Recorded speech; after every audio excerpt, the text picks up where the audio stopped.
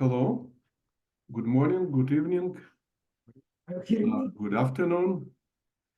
My name is Isaac Frumin, and as usually, exactly on time, 5 p.m. Central European Time, once in 2 weeks, we start another very interesting, exciting journey to find new, unusual universities.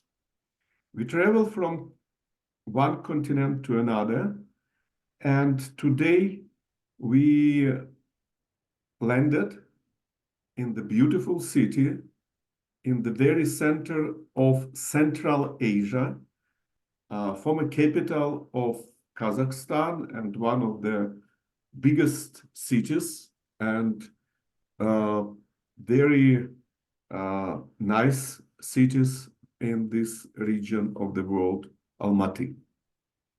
And today we are going to dive deep into a very unusual story, because we are going to talk about the university that emerged in the very late years of the Soviet Union and became one of the most successful private universities in the post-Soviet space. Not many universities, especially private, survived really turbulent times of late 80s, 90s, different political turmoils, and our subject today did it successfully. And this is, today it's called AlmaU, Almaty Management University. And we are going to talk to its founder. It's important to talk to people who started something. It's very interesting, always. Dr. Asylbek Kojakhmetov, who has still an energy and stamina to drive the university for further changes. But he had such a, I would not even call it, he was brave. It was more than bravery to start something that never existed before. As I understand from his biography, Asylbek is a scientist by training, and he met perestroika being a researcher at one of the best Soviet universities of that time, Kazakhstan National University in Almaty, but he jumped into something completely unknown. So before I give a floor to Asylbek to tell a bit about the university, and we can have a discussion about that, I would say a few words about the structure of the webinar, just to remind you. Our webinars last for 60 minutes. It includes approximately 15-25 minutes presentation and discussions.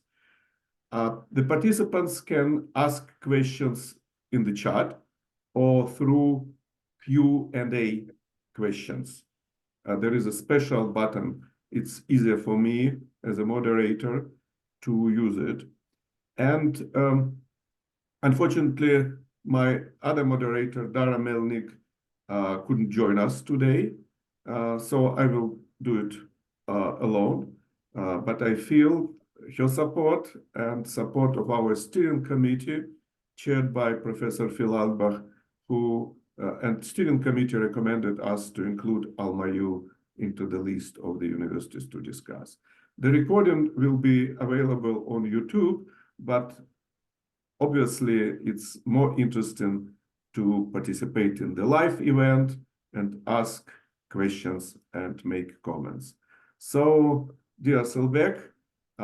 Yeah, I forgot to say that I had a pleasure to visit AlmaU probably a few times and met Selbek. So I will be a witness of what he's going to say.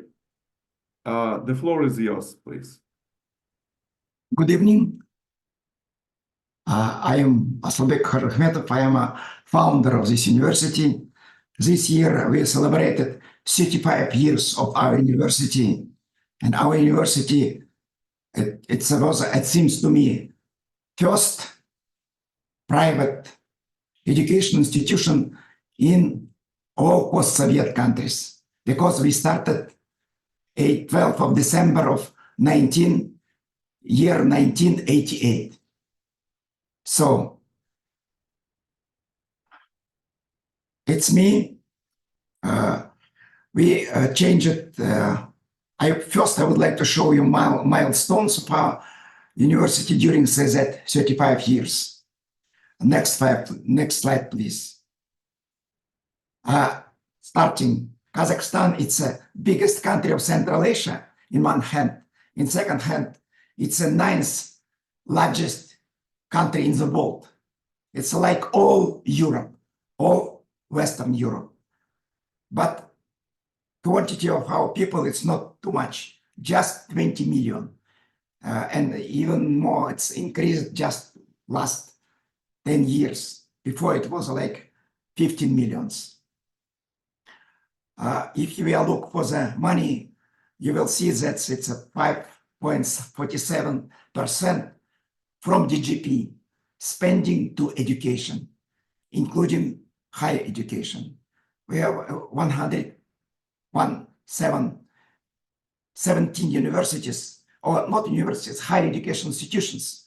We are pulling this in the 3 cohort. It's institutions, academies, and universities. It's about 600,000 students, more students studying at private sector. And but at the same time, of course, state university, as it was during Soviet time, has a good reputation, and at the same time, the good power to the students, to the education. But anyway, we see how it's private universities increasing their role in the education. First of all, in Kazakhstan. If we are speaking about Central Asia region, as we started, as I told you, 35 years ago, that we know a picture in all Central Asian countries. For example, especially like Uzbekistan.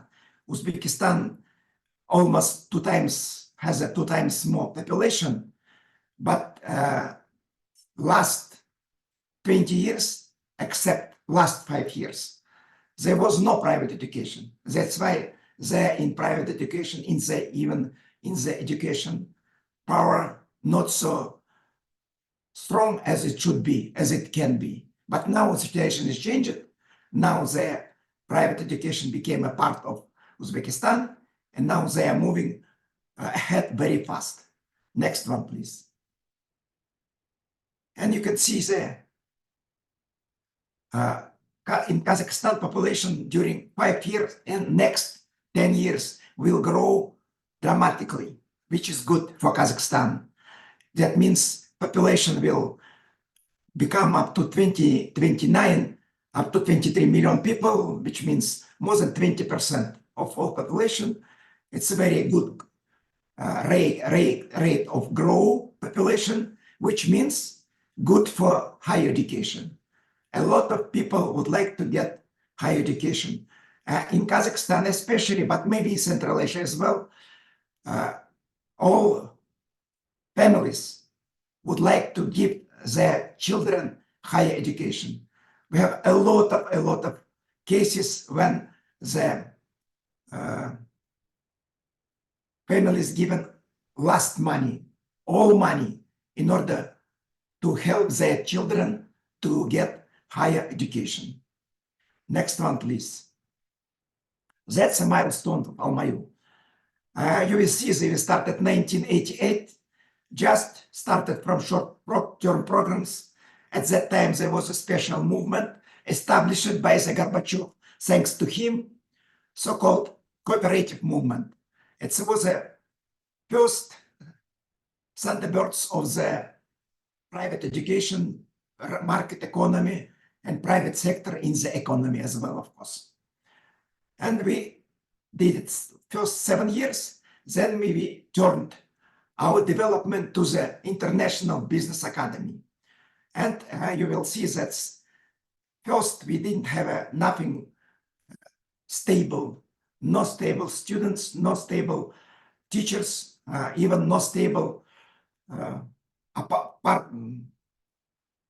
campus, no state place where we can see and give our lectures.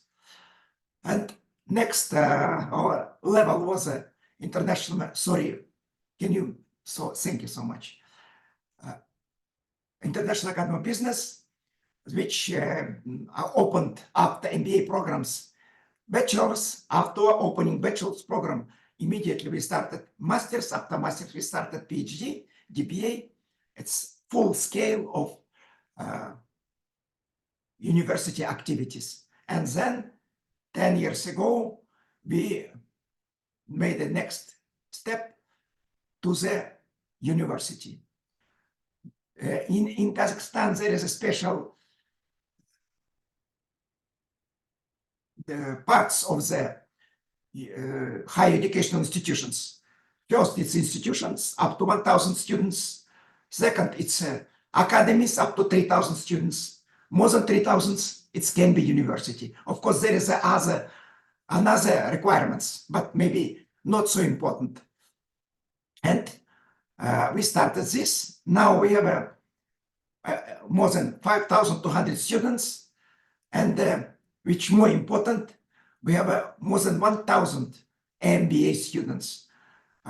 We did, I will tell you maybe later on, we will answer for your questions, that we did a lot of big jumping steps for the business education in Kazakhstan. We was pioneer in several steps, and including like MBA program.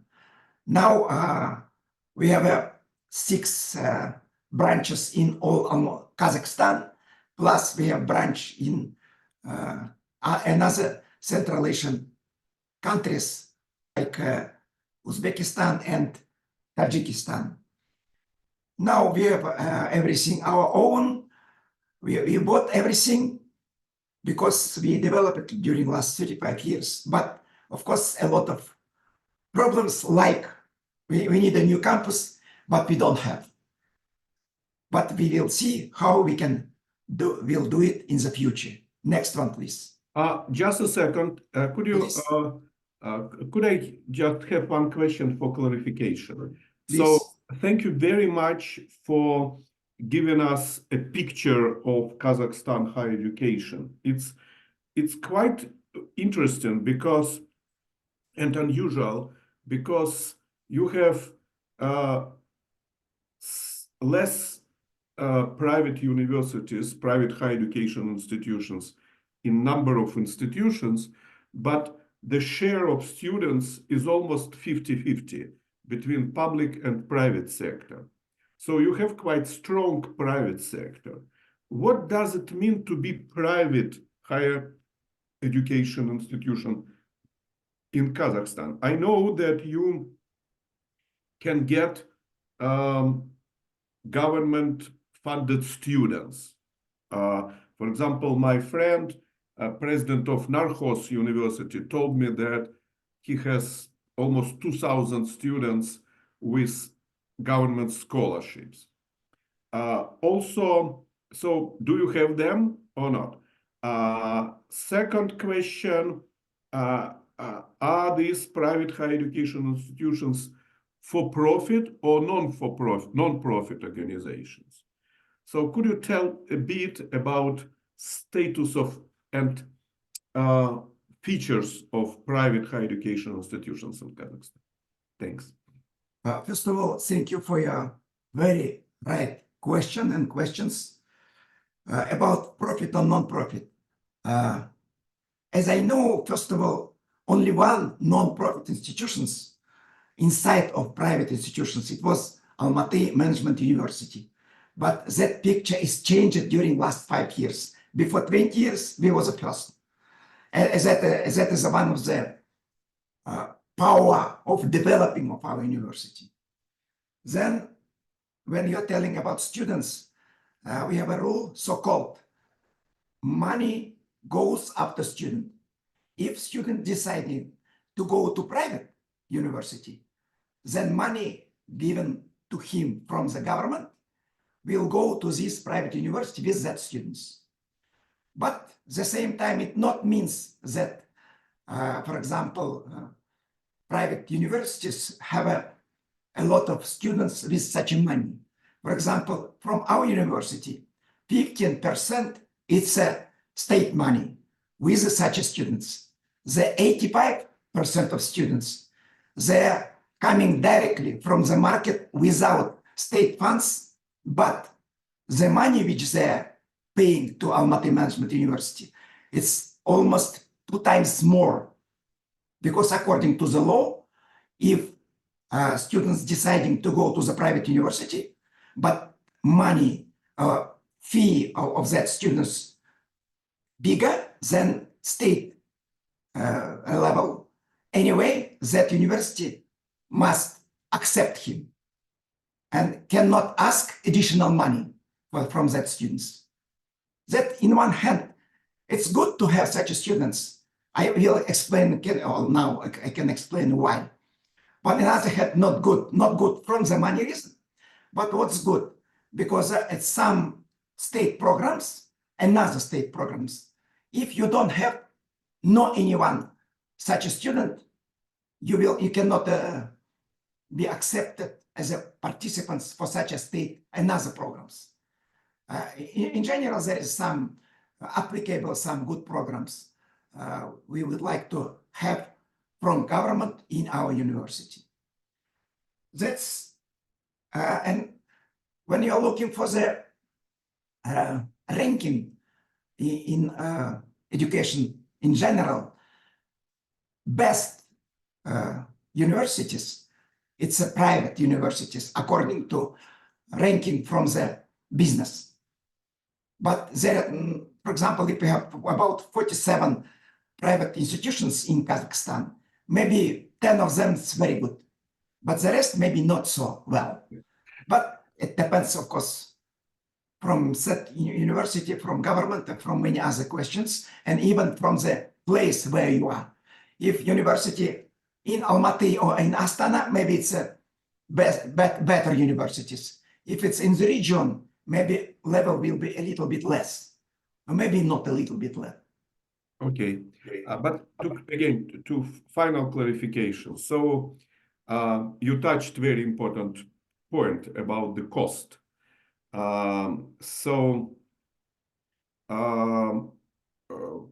Two questions. First, how many universities with the government support do you have? And the second question is, do you consider your university as very expensive? What is your policy regarding giving some scholarships to students who are from poor families? Okay, I got it. First of all, of course, we have a special scholarship system for students without parents, disability students. It's altogether, it's about 10% we can give a scholarship for such students. The rest should pay themselves. But there is some donations from the business we have as well, which are close to our university, which some people, 1 year they're helping, next year they're not helping. But anyway, they're helping not university, they're helping for such students. If we are speaking about state universities, there is a lot of course, so-called national universities with very good with quantity of their students, very good quality of their students.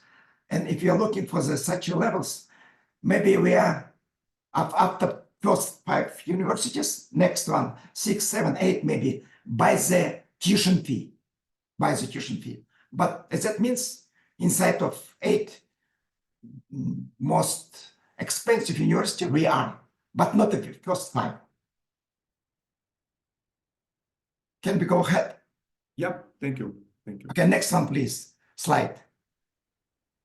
Okay, I'm just show you board of trustees. I'm showing you because in one hand, it's not a usual scheme for the universities in Kazakhstan, but at the same time, it's not usual scheme, especially for private universities. But anyway, for our university, we started this way of living, way of developing university 20 years ago. First 10 years ago, it was not so good power, but now last 7, 8 years, that's a really working power for the university. On the left side, first 4 people, it's from business, including Yerkan Tatishev, who is the chairman of the board of trustees, who is the founder and owner of one of the biggest companies in Kazakhstan, so-called Kusto Group. Next 6 people, it's in the middle. It's so-called experts from education. And on the right side, last 4 people, they are so-called international members of board of trustees, including China, founder of Singapore Management University, from the Arizona State University, and from the, in previous time, it was Russia. Yes, even I see Russian Federation now. Okay, Nina Yanykina. That's how composition of our board of trustees. Next one, please. Okay. No, it's several words just about global recognition. We are thinking attentively to the impact higher education. We are between 600 and 1,000. And we are in the QS World ranking. In some rankings, we are 24, some rankings 43, some ranking 259, especially when we are speaking about MBA programs and executive MBA programs. And we are accredited by BGA accreditation from Great Britain, and we are accredited by AMBA Association, and we are accredited by CMAN accreditation. Of course, we have a lot of connections with international universities, associations. I'm showing just more important. And we have good connections with Prime. Last 3 years, I was a member of board of that important body, and we have a good collaboration with Babson Collaborative Network. That's, as I told you, most important links. Next one, please. Could we stop? Could we come back to this slide? Yes. Look, that's an interesting slide in terms of this accreditation, because it's very clear why you want to have this prestigious accreditation with Western associations. But is it easy to get that? What does it require from university? Did it really influence some changes at the university? Or you just invited these experts, gave them Dastarkhan, am I right? Yeah, the welcoming table, great dinner. I know that Kazakhs are very hospitable people. Then that's it, and you stay like you have been for a while, or it really influences you, and yeah, if yes, in what sense? I can tell you that Your sound, could you? it's okay, not? No, it's for some reasons it's. Okay. Now. Hello. Hello. Anything? Oh, now it's better. Okay. Yeah. Okay. I will try to. Okay. Okay. Yes. First, thank you for your questions. I will try to clarify situation. I will try to go deep. I don't know, do we have real time or not? When we started our Almaty School of Managers, even during cooperators' time, even during Soviet time, about first 8 years, up to 10 years, we was studying, learning from Russia, from Moscow. Then we moved to the Europe and US. That's why even more than 20 years we are member of European Foundation for Management Development. More than 10 years we are member of American Assembly of Collegiate School of Business, AACSB. But after Europe and the United States, we decided last 5 years and in ahead, we will collaborate more closely with Asia and even China, because we didn't connected well before. Now we think that we know what is Western education.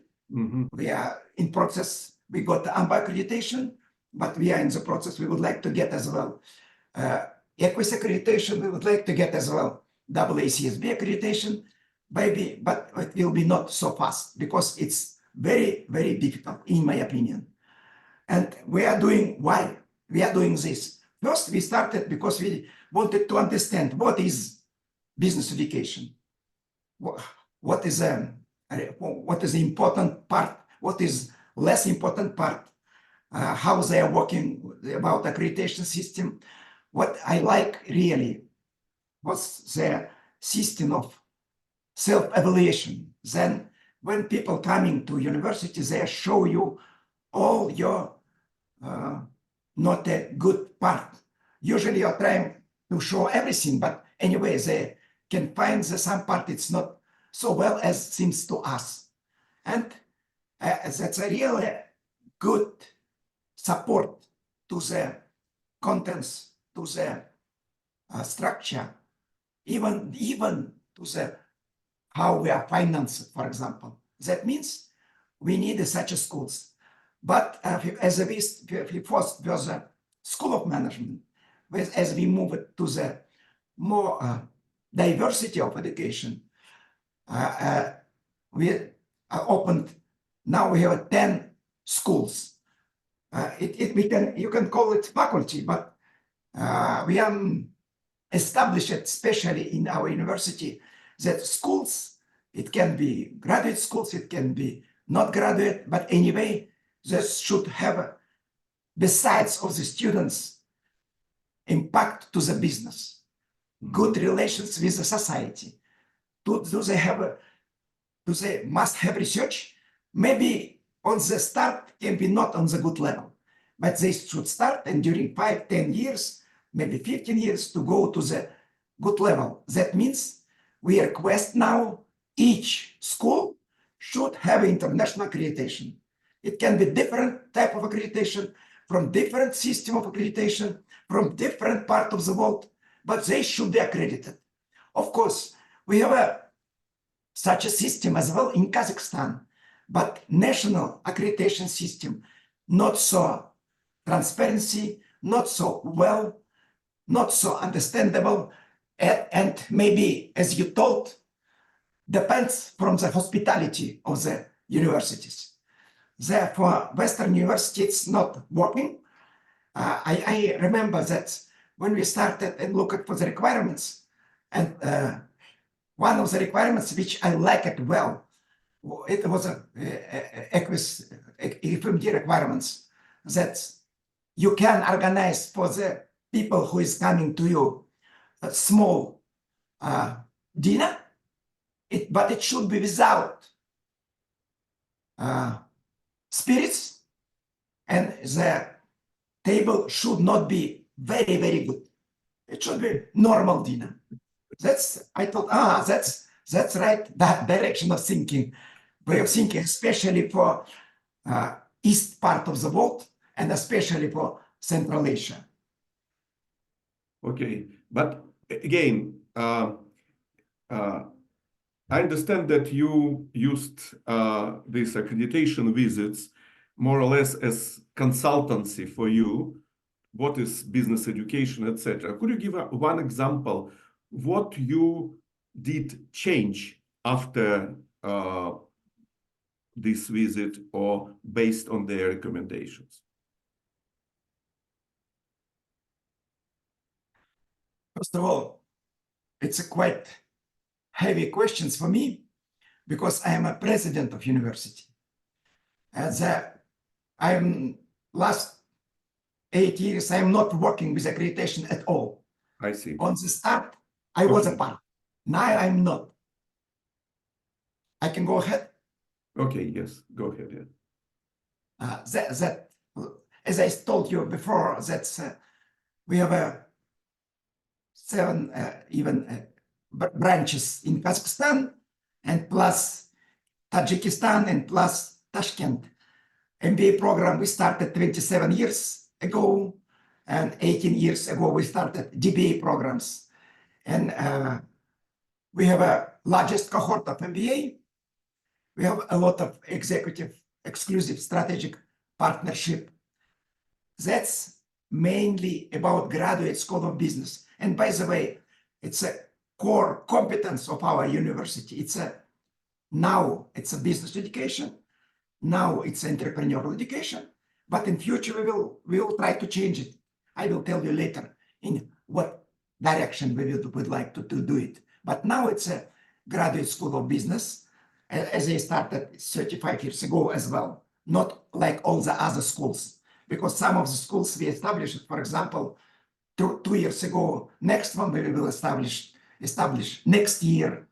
By the way, when you started about your questions about accreditation and so on, for us it's very important that how we should think about the future, not just existing. For me, it's accreditation, giving accreditation for 5 or 7 years. That means they guarantee that at least next 5-7 years, such a school or university will exist with the same or better quality that they have now. Next one, please. And we started last year, in December, new very advanced level program. It's a global executive MBA. It's a first executive MBA, as I know, in all CIS countries. As you see, we have a good partner, Almaty Management School, which is a certified in Financial Times, which is a triple crown. And we are proud to have such a partner. But more important, that program, Global MBA, will have a majority in Kazakhstan, but at the same time, several models will be Antwerpen. One model will be MIT, and one model will be SMU, Singapore, and one model will be American University in Cairo. It's like 4 continents of all the world. That's why it's global. Second, next one, please. And third mission, and that is very important. Unfortunately, in our part of the world, that's thinking that higher education, it's about teaching students. I don't agree with that.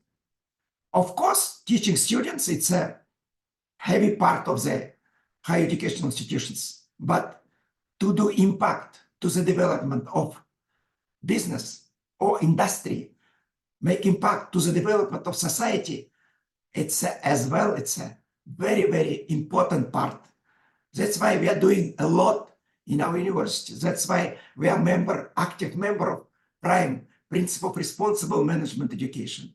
You can see the Ulu Balkhash Shakrade, that means special program that we are crossing ISET Balkhash Lake, for example.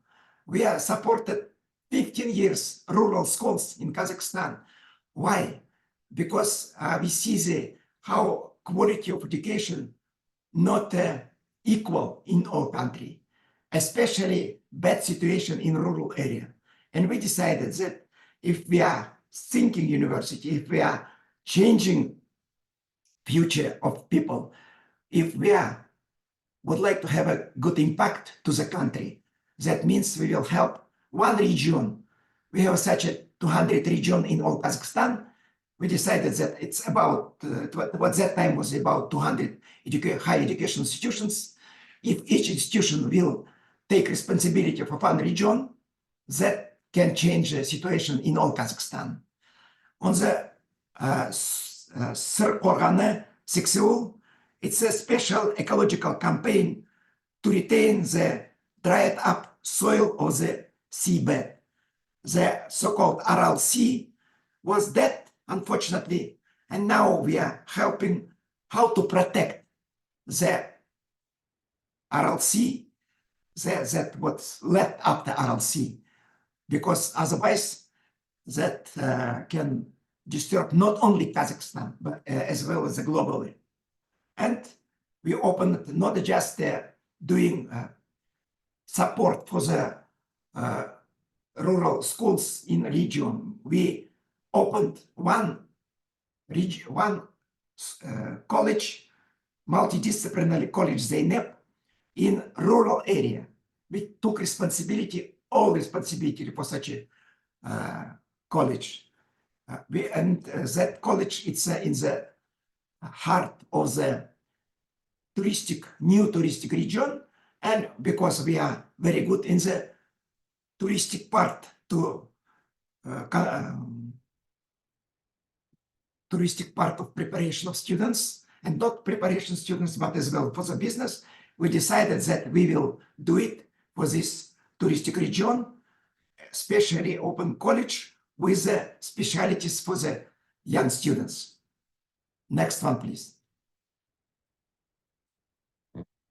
And one part of our responsibility, because we are not just teaching, we are not just making researches, we are not just organizing conference, but we are, of course, we have a lot of books which prepared by our professors and other people. But we decided that, for example, 2 years ago, we should help all universities in Kazakhstan, and we wrote the book special in search of an effective model of university in Kazakhstan. We are trying to distribute all our expertise which we got during 35 years.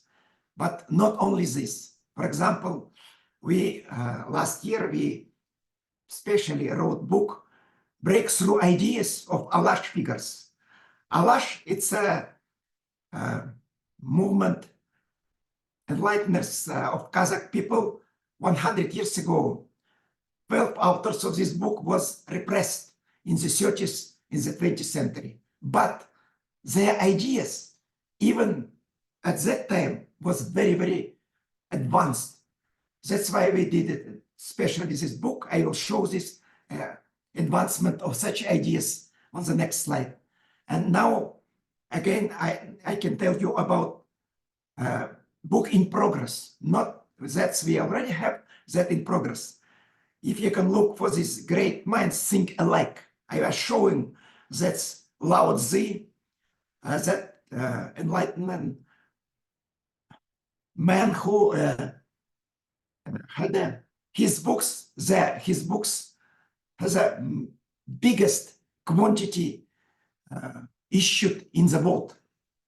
And we are trying, we should the same book about his thesis with another 4 great men from Kazakhstan. And we are sure that ideas which produced by Lao Tzu from China 1,000 years ago, they are very close for people, Turkish people, Kazakh people, who was lived 100 years ago, 200 years ago, 500 years ago. How great minds think alike. That's why. Next one, please. And that's example. Of course, you know everybody, Stephen Covey, and you know his book, where he showed that the main intelligence of the successful people, it's not a mental, it's emotional. But of course, important part as well, physical and spiritual. But you don't know that such ideas was produced by Marjan Jumabayev, one of the Alash people. Intellectual education, emotional education, physical education, spiritual education, absolutely the same. But he did it 100 years ago without research, without big team who supported him to do it. He did it his alone. In 1922 on the Kazakh language. And that we show in our book. That book next year will be produced will be issued in the English language. Next one, please. And innovation. When I'm telling innovation, it's innovation in one hand, it's about central Asian innovation.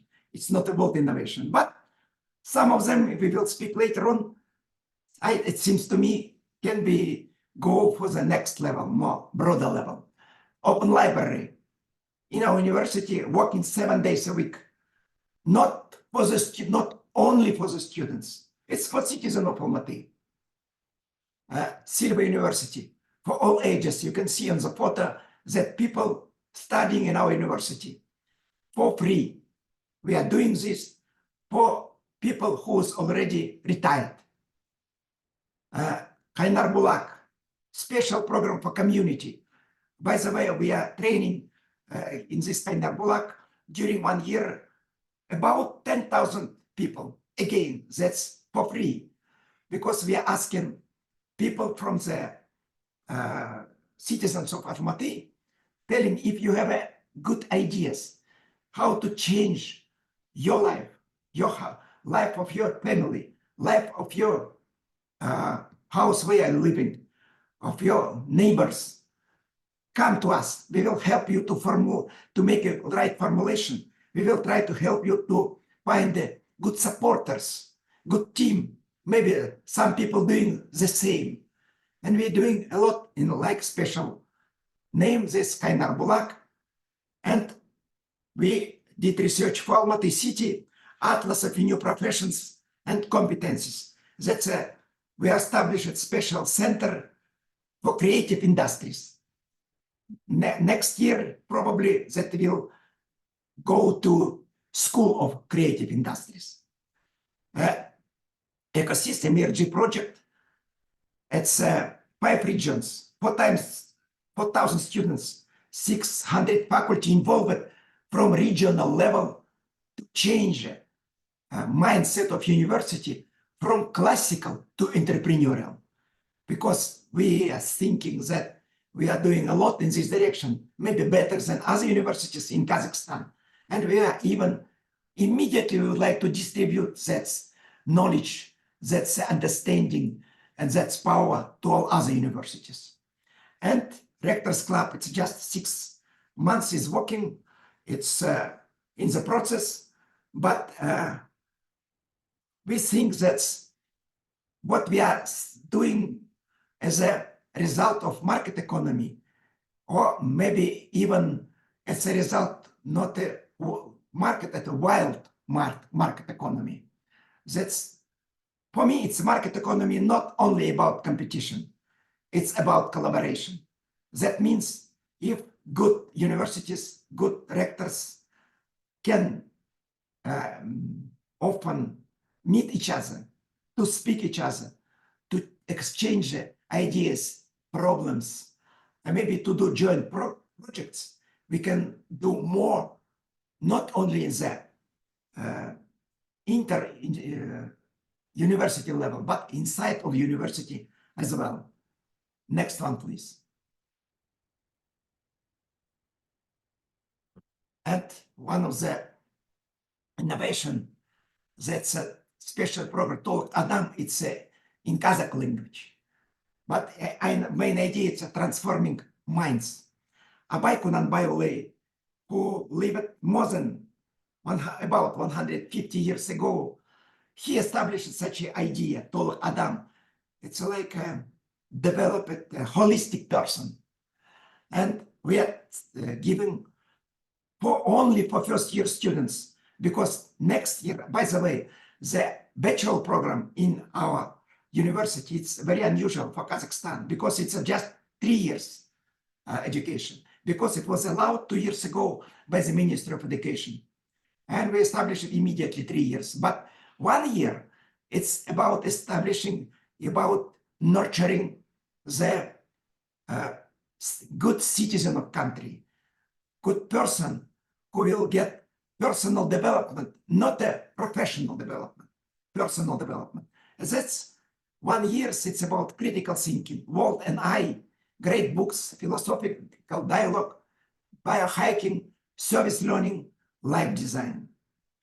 And we have a so-called Studio 33. It's a 3D creation tool and production studio in our School of Media and Cinema. And we have a neuromarketing, first neuromarketing and neuromanagement laboratory in Kazakhstan. Such laboratories, of course, they have a lot in the Europe and in US, but in Kazakhstan, it's the first one. That's our innovation. Next one, please. And we are coming to the finish. That you can see that Kazakhstan, it's a first human flight to space was launched from Baikonur Cosmodrome. That's in Kazakhstan. It was done more than 50 years ago. You can see the good nature of Kazakhstan. Come to Kazakhstan, come to Almaty. You will see amazing nature, amazing people, and amazing country. That's my invitation to all of people who are hearing us. Thank you. I finished my presentation about university, and we can move to questions.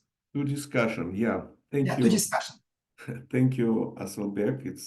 It's very interesting. In fact, most of I decided that the questions that I had before the webinar are not as important as a few questions I got now. And so when I'm trying to kind of summarize what you said about the university, about its innovations, obviously, I think about innovations on the national scale, and in this case, almost everything that you do is an innovation. MBA, the first private university, first DBA,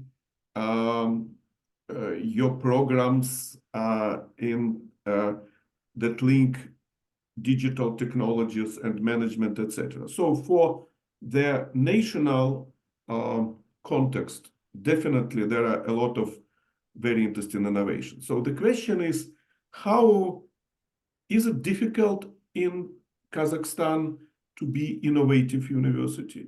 You have to, as I understand, all universities have to follow national guidelines, accreditation requirements, etc. So how do you deal with these national limitations, national guidelines, when you try to do something new? Or it's very easy and you can do any experiments you want? Okay, thank you for understanding our situation. First of all, what was done by our country, by other government, including, thank you for Gorbachev, because in Kazakhstan started private education. Without such a law about private education, without market economy, without trust to the power of individuals, people, individuals, businesses, not only government, that would be impossible. We trust in such a new system. We trust in such a power. And that's not a problem, not only we are trust. All, in general, people trust to this. But not many risk taken. We are risk taking people. And when, of course, during that 35 years, now we have a lot of 500 employees, maybe changed several thousands. Not everybody was ready, not everybody was glad with the situation and the result. But during that 35 years, natural, there was a selection of the people who is now here with us. That means certainly we are risk-taking people. That's why maybe we did a lot of right steps in right direction. But not all steps was successful. Not all. I told you, you see maybe more successful steps, but which was not successful. They just died. That's all. Maybe some of them I don't remember even now. Yeah. Thank you. By the way, I'm very happy to see that in our chat,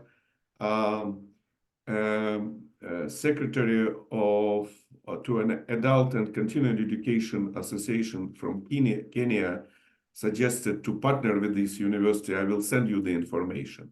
But there is also an interesting question about challenges for Kazakhstan higher education.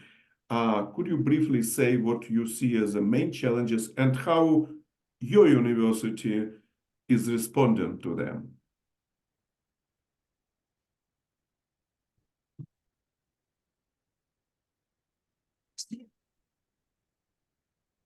There is several challenges.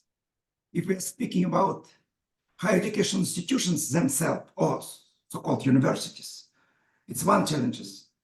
If we are speaking about challenges for Ministry of Higher Education, it's another challenge. For example, during 35 years, changed 14 ministers of higher education. Oh. Of course, now I knew everybody from them because they passed between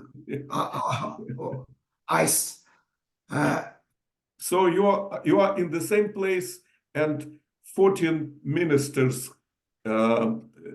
just passed along. Exactly. Some of them was working 2 years, some of them were working 4 years, maybe nobody 5 years, some of them maybe just 6 months. And but what is common for them? They are coming and think, we are responsible for higher education. We should establish rules. We should establish everything in order to help higher education institutions to do better quality of education. In my opinion, it's a wrong position. Do not do what you are thinking, just not disturbing us. That's only one. And establish a fair rule. Of course, for example, very often such a ministers telling, we are helping state universities. Every time I'm surprising. Why state universities? We are teaching the same citizens. And the money which is coming, it's again state money for them and for us. We are the same. You should not split universities for state and private. You should split for good universities and bad universities. That's only one. But it's not now in the new minister is telling that words started to tell, but I not see now yet good steps in this direction. Maybe that will be future. Maybe need more time. I agree. But anyway, we would like to get such a situation. If you are speaking about universities themselves, first of all, that's challenges to be active. Do not wait some orders from ministry. Look to the market.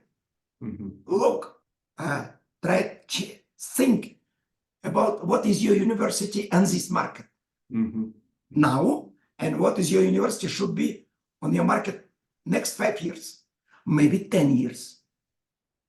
Okay, that's in fact relates to my next question.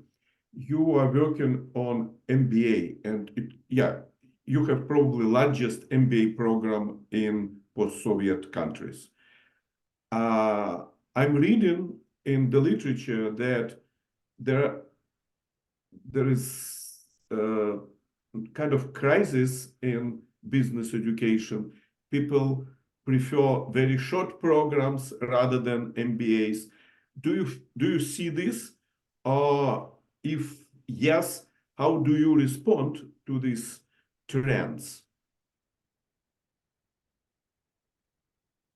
First of all, we should think differently, because it seems to me, questions more about market of developed countries. We are working on the market of developing countries, or I prefer the name rising societies or rising countries. Then I don't agree that students looking only, especially we have a middle age of our students 35 years, and on the MBA program it's more than 40 years. DBA programs on the 40 years, and that people, especially, for example, we had before like 800 annually students on 2 years, first year and second year together. But during COVID, we come to the 1,000. That means people looking for the future more responsibly. They are thinking how to use this time more effectively. And how we should be ready. We should be ready to give them adequate contents. We should give them answer for their challenges. We have in my opinion, very good core faculty of programs, MBA programs especially, and they're mostly from business, mostly studied in abroad, but at the same time, they're responsible people because they can work and really working in some very successful businesses, but they would like to share their new thoughts, new vision, what can be done in developing countries. They would like to help their country, and not because of government asking on doing some opposite, because they think government not enough responsible. That means they should do, they would like to do. And for me, it's MBA, it's a good cohort for our country. Thank you. We have 2 minutes left. May I summarize 2 main innovations that I see, for example, and you tell me if I'm wrong.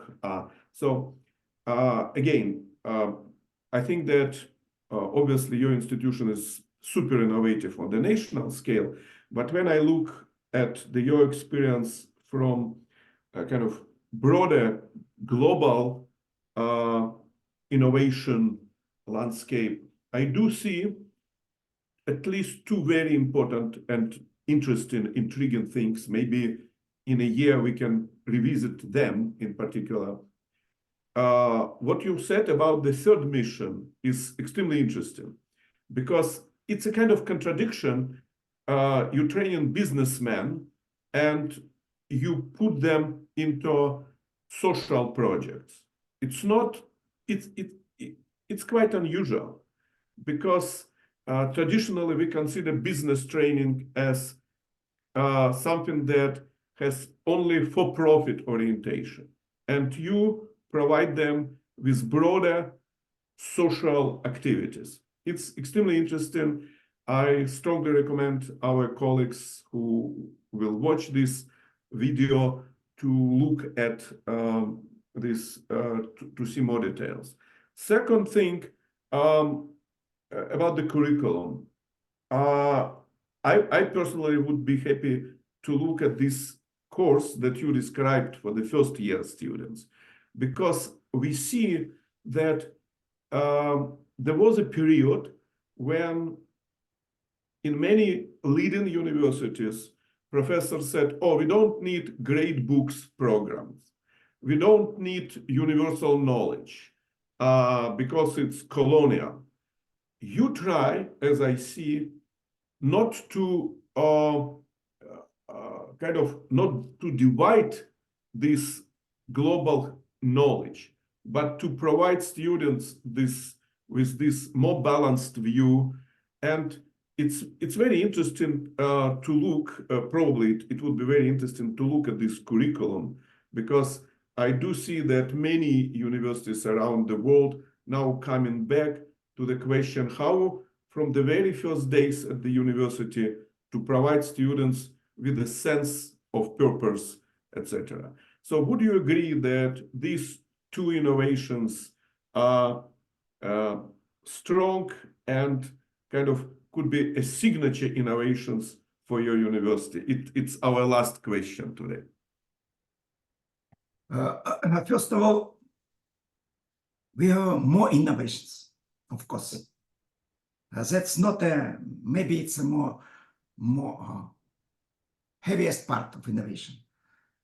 Maybe not, but when you are speaking about this type of innovation, about third mission, but it was done already by Peter Drucker, that he told that if you're thinking that business is about profit, that you should think about how to get oxygen to breathe. Yeah, that's a famous science saying. I would like to tell that I very often, of course, I am reading a lot of books, and one of books I'm reading not only Lao Tzu, but as well modern books as well. And in a lot of books, I see that people telling like a win-win principle. In my opinion, win-win principle is already old. Now, in 21st century, we need a triple win principle. That means you should think not about profit of both parties. You should think about society themselves. They should get as well profit, not from money point of view. It's from the society point of view. That triple win, that's the most important part in our innovation. Okay. Thank you very much, Asylbek. We definitely could spend more time for that, but we are very strict with our timing. And now I'm very happy first to thank you, to encourage colleagues to look at website and materials from AlmaU. It's a nice place also to visit. And please join us in 2 weeks to another very interesting seminar. We move to completely different part of the globe, to Brazil, to learn about unique experience of one of the biggest and very prestigious university in Brazil, University of Campinas, where the president of this university, Professor Marcelo Nobel, created very interesting social inclusion program to give students from low background, social background, an opportunity to learn in research intensive environment. Thanks again and see you in 2 weeks. Thank you for you. Bye-bye.